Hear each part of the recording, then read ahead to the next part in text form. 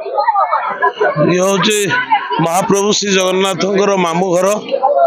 एठी भैम दशमी रे बहुत उत्साह सह भक्त माने ये उत्सव को पालन करती एवं आज हजार हजार संख्यार भक्त आसी माधवानंद को दर्शन करुछंती।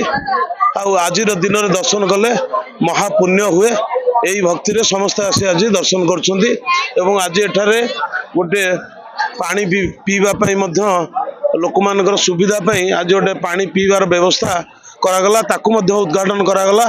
शांति श्रृंखला रे एठी ये उत्सव पालन पाइका पुलिस प्रशासन एवं आमर तहसीलदार ब्लॉक प्रशासन समस्त लगी या सुरुखुर रे किभली भाव में संपादन हम आ बहुत शांति श्रृंखलार सहित पालित हो।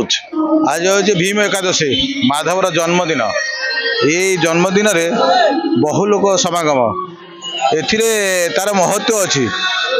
ठाकुर महत्व बड़ ये जी मानसिक करे ता मानसिक पूरण हुए। तेणु बहुत दूरांतर ये दर्शन आसती लोक भक्त माने माने मानसिक जो पूरण हुए आसती जी पूरा हवाई सी आसती किभली भाव में मानसिक करी जाती आगामी वर्ष मानसिक पूरण हुए सी आसती।